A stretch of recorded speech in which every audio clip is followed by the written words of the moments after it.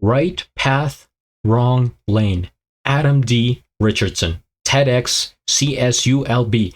This is a special request by Tonia Richardson. And are you related to Adam at all? Interesting. It's been a while since I last checked out a TED Talk. There were a few in the past that I remember, but man, it's been a long time. So, what does it say here? This is from 6 years ago. Not that many views. Interesting, especially compared to other TED Talks that I see here on my right. Millions of views. So what's going on here? Are you on the right path in life? I don't know, am I?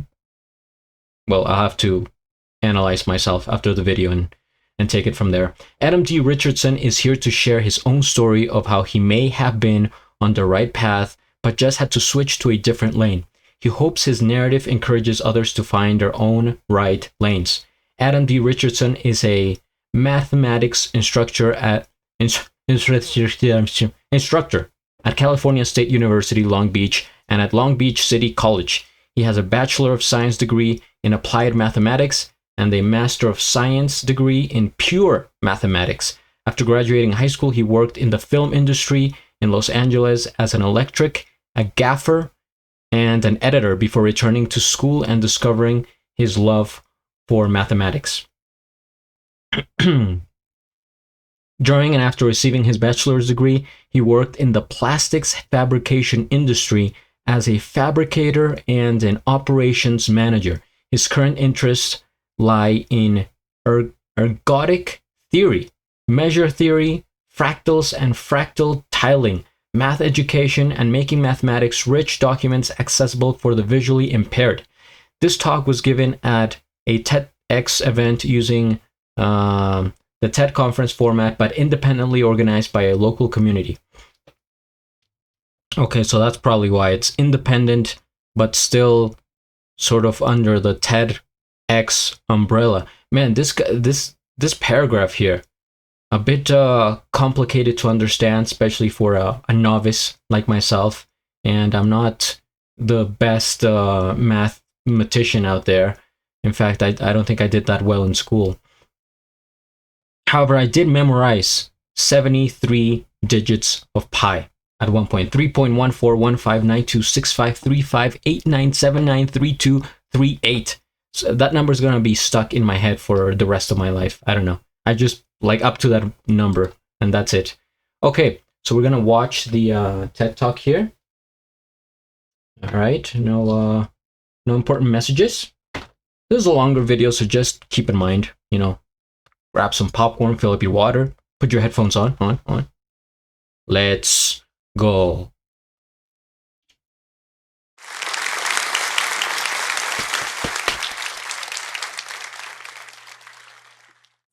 When I was younger, my path led me to writing. I started writing in about 3rd grade, and then in 4th grade, I got really into writing Tales from the Crypt stories because my parents finally let me watch an episode. In 8th grade, I wrote my first novel, and by then I had actually watched a lot of TV and movies. My first novel was a science fiction story about a diabolical bike race put on by an eccentric billionaire on his private island, where these mechanical balls with gnashing teeth would shoot up through the ground and tear the riders to bits if they fell below a certain speed. So, you can really feel the influence from movies like Speed. Also in 8th grade, I got really into making amateur short films. My parents bought the family a camcorder, and so my friends and I started making these little home movies, complete with scripts and props and everything. And then, when I went to high school, I had the privilege of going to Tempe High in Arizona, and they had this amazing television production program. We even had this little TV studio where we would shoot the daily televised announcements. So by that time, I was making all sorts of short films. Personal films, fake commercials, videos for the football team, videos for the student council, you name it. It was my calling. Then immediately after high school, I graduated, and then I moved out to Pasadena to live with my granddad and be near Los Angeles, the film capital of the world. I went to City College up there for about a week before dropping out, partially because they wouldn't let me skip beginning film production, which I was already really familiar with, and also because I found out I could jump right into the film industry as a PA. So I did that, but through a series of serendipitous events, I was promoted to an electric on my first day on the job. But that's a different story for another time. It wasn't long until I found work as a gaffer, and I even had a brief stint as an editor. And I mean, I was living... Man, a gaffer. What? I have to look this up because what is a gaffer?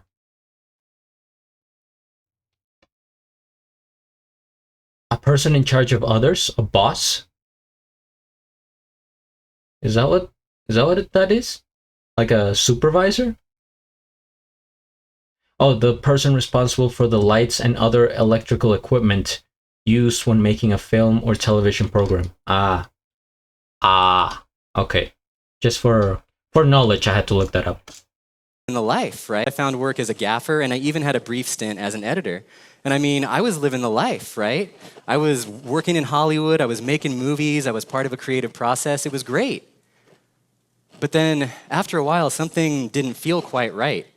I was getting tired of the lengthy schedules and the long commutes, and what's worse is I started to grow weary of the filmmaking process itself, which isn't a good thing if you want to be a filmmaker. So I left LA, moved to Long Beach, and enrolled at LBCC, just to get my GEs out of the way. You know how they say, like, go to school, get your GEs out of the way, see what happens. So I did that. And then I moved up to San Francisco, and this is back when it was more affordable and cleaner. And I enrolled at City College of San Francisco as a film major. Now, that was kind of a convenient choice because I thought maybe I was just in a slump. Maybe now that I'd taken a couple of years off of making films, I'd be ready to jump right back in with a renewed passion. Well, that semester was a rude reminder that I just didn't want to be a filmmaker anymore. My passion was non-existent, and I really didn't know what to do. I mean, what was I going to do? By that point, I had spent a third of my life studying film and trying to be a filmmaker, and now it was just inescapable that I didn't want to make films anymore. So I felt really lost, and I got pretty depressed, but I pushed through, and I transferred to San Francisco State University. And I considered pursuing some kind of a science degree because I'd always liked science and science fiction. But here's the kicker. I absolutely loathed math. I hated math with a passion. I used to give my high school algebra teacher hell about math. I was like, this doesn't make any sense, and it only makes sense if you just believe it to be true, blah, blah, blah.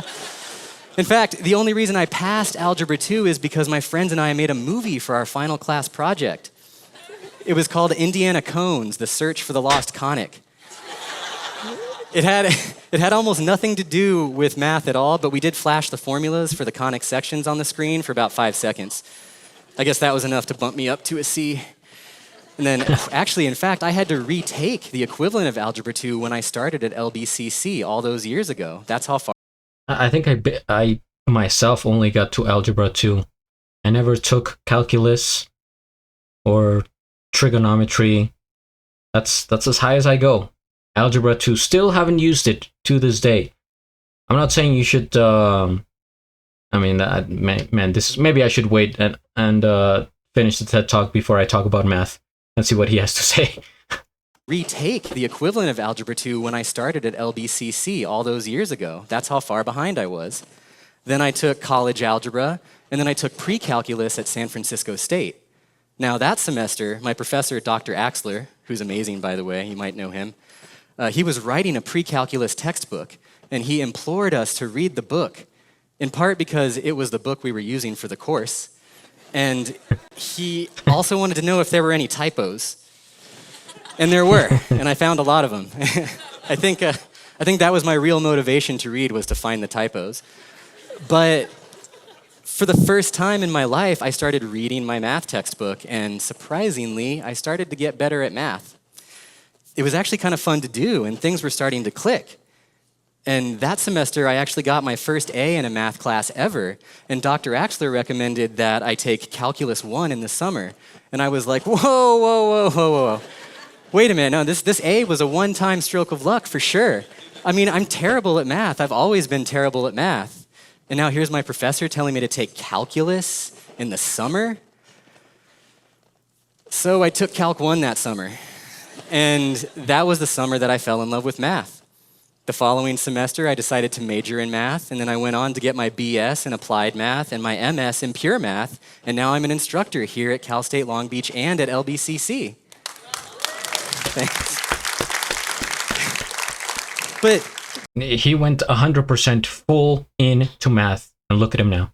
But wait a minute. How does that make any sense? Like, I hated math. I was a writer. I was a filmmaker. I was an artiste. Why math all of a sudden? Well, it turns out that the more revealing question is actually, why writing? Or why filmmaking? I fell in love with math that summer because I saw for the first time just how robust math actually is at describing things. I always thought math was very arbitrary and rigid and limited and couldn't really describe much. But then, in the first week of Calc 1, we started talking about infinity. And I was like, what? Infinity? I love infinity. I've been thinking about infinity for years and writing about infinity for years. And then what was even better is we started to use infinity to discover. First thing that comes to my mind is the song. Do do do do do do do infinity. Do do do. About infinity for years. And then what was even better is we started to use infinity to discover new things. And then later on down the line, when I got to real analysis, I was like, holy crap. And I had this epiphany.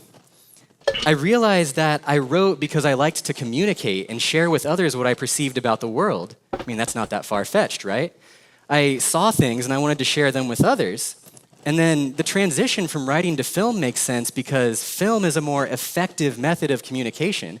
I mean, writing is just words, but films have words, pictures that move, sound, lighting, editing, acting, all these things to make it more effective, right? So if it was so effective, why did I abandon it? Well, it's funny because to see the origin of that dilemma, we actually have to go back to when I was in high school. So back in high school, my friends and I made a film that we were going to submit to a local film festival. I wrote and directed it, and I gave it the pithy title, Transcending Cinema. And it was a movie about how films had the power to affect change in a person's life. Get it? Transcending cinema? Anyway, so we finished it, and we screened it to about 30 students, and they really liked it. I mean, they really liked it. Some students were leaving the screening in tears because it touched them so deeply, and I felt like I had really accomplished my goal with this film. But then afterward, when I asked them what they thought the film was about, virtually everyone said, teen angst.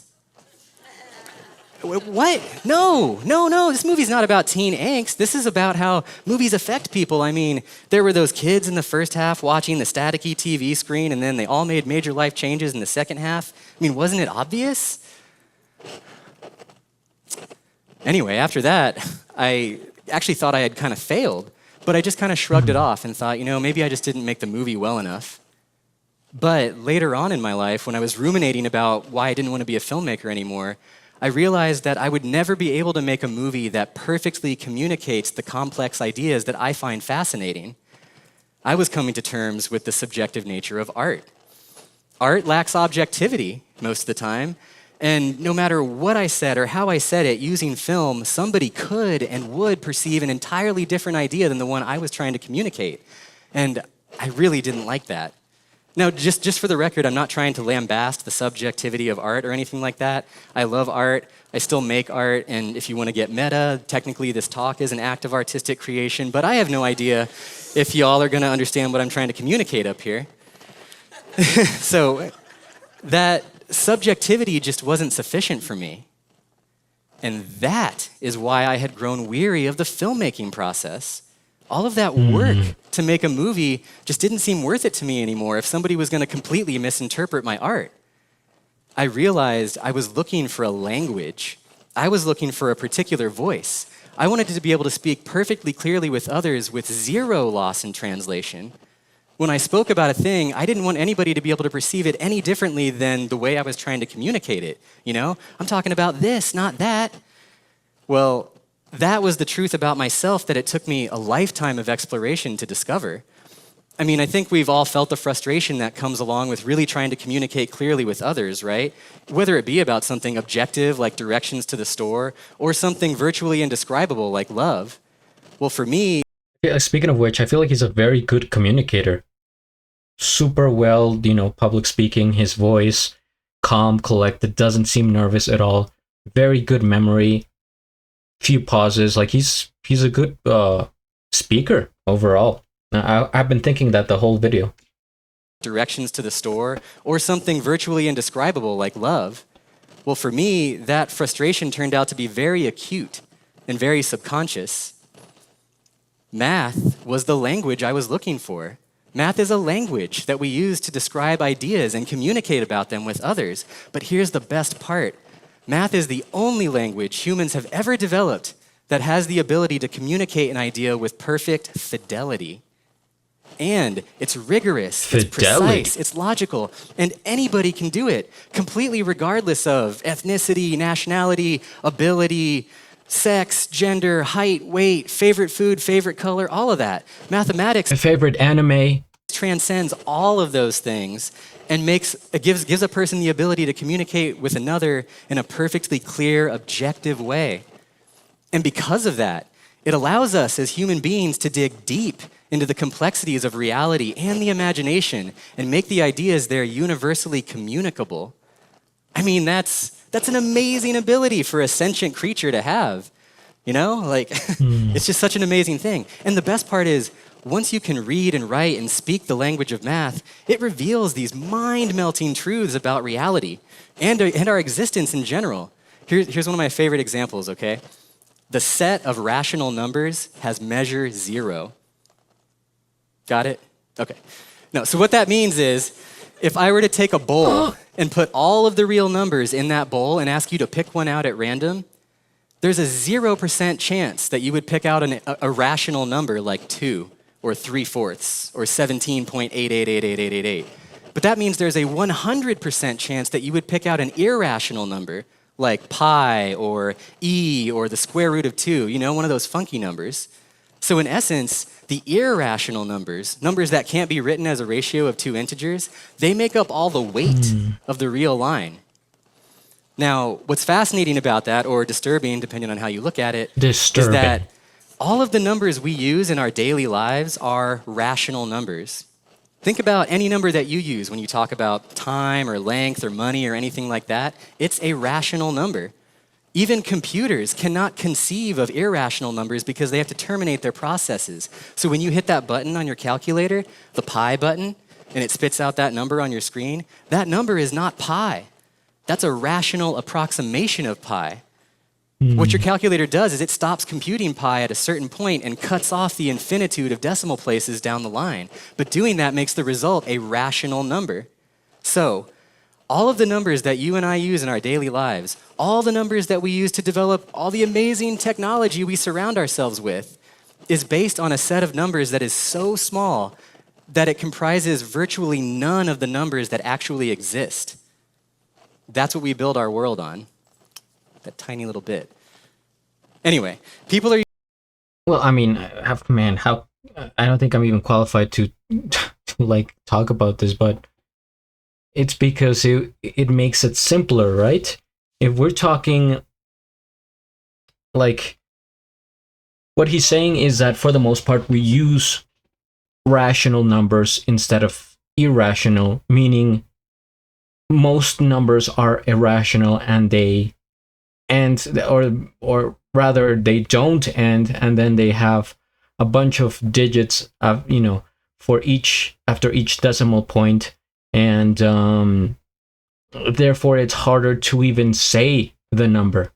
That's why if I'm saying the dimensions of this screen are 14 inches by 28 inches, it's just so it's more concise, it's simpler, and I'm not gonna say it's 22 point, or what did I say, 14.275. Sure, I guess if we measured everything at a minuscule perspective, then it's always going to be decimals, but we have to simplify life. So it makes sense that we do that. I think that's rational. Get it? But I see his point. if I understood it correctly. There's so much math going on right now. I didn't study for this video, guys. They're usually surprised when I that tiny little bit. Anyway, people are usually surprised when I tell them that I used to be a writer and a filmmaker, but I think now you might be able to see that that transition does make sense. I mean, I didn't really know what path I was on. I was just kind of following my gut. Writing satiated me for a while, but ultimately it left me feeling empty. Filmmaking was kind of the same, and then math came along and gave me everything that I wanted. A beautiful language, a robust language with perfect fidelity. But in all of those years, when I was writing those books or making those movies, never did I think I would end up becoming a mathematician or a math teacher. But now my career is more fulfilling than anything I could have asked for. I mean, my days are literally spent teaching this language to others and just trying to show them how beautiful and awe-inspiring and scintillating it is. And what's funny is my colleagues will tease me sometimes because I talk about the narrative in a math course. A math course is like a story. It has a beginning and a middle and an end. It has plot lines. It has recurring characters and cameos and historical context and Easter eggs, all these things. But just like any story, you have to read it from the beginning through the middle to the end if you want to understand the ending. That's why people find math so difficult. It's accumulative. If you don't understand how to do algebra, it's going to be really, really hard to understand how to do calculus. It's accumulative. I mean, that's like jumping into Game of Thrones after the Red Wedding without having watched the previous seasons. You're going to be confused and lost and wondering why everyone's so sad and angry. That's what math classes are like, you know? So looking back, I realize I've always been on the right path or some kind of a path. I was just in the wrong lane. I didn't abandon writing or film. I changed media. I changed lanes. Same path, different lane. I'd say I upgraded personally. I mean, writing was getting me about where I wanted to go, but it was like driving on the 110. It was bumpy as hell the whole time along. So I changed lanes and got into a smoother one. And this lane, film, was pretty good, but there were these potholes that would pop up and just rock the entire vehicle suddenly, unexpectedly. Then I just kind of drifted around wondering where I was going to find a smooth lane until I found and was gently guided to this super smooth, wide open lane, math. A lane like the Phoenix freeways. I don't know if you've driven on the Phoenix freeways, but they're huge and they're really smooth. I haven't. But the best part is this lane, math, is as wide as the universe itself. And it's been a smooth drive ever since. So the lesson that I learned is that we can be drawn to something without understanding why. And we can abandon something without understanding why. But there's this kernel of truth, like a filament, winding through your life, connecting all of these feelings together. And once you can see it, it illuminates everything in the past and shines a light down the tunnel of the future. But that filament may be very subtle and very complex. I mean, do you ever feel sometimes like your path is broken or discordant or doesn't make sense sometimes? Well, I urge you, try to find that filament. Go somewhere tonight to a comfortable place and see if you can catch just a glint of it. It might be in your career. It might be in your relationship or your politics or your morals or your religion. It might even be in an unexpected place like the city in which you live or the type of toothpaste that you like to use. Maybe your favorite pair of socks. You might already be on the right path, but just in the wrong lane. So, drive safely, everyone, and thank you for listening. I hope it made sense.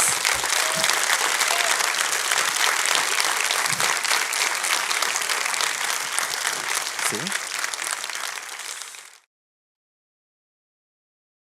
Oh, wow.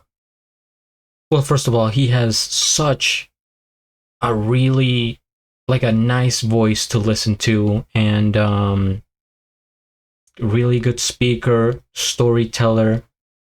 That he has that sort of soft spoken voice, but delivered in a way that you listen, that it makes you pay attention and almost like you care about him and what he's saying. However, first things first though, we hit the like. I subscribe to TED Talks, and I have a link of the original video down in the description below. Sure, like the whole, most of the video was about math and how he went from filmmaking to math. But like he said at the end, the lesson here is maybe you're kind of on your way, but you don't know which lane to pick. I mean, he already explained it better than I could ever.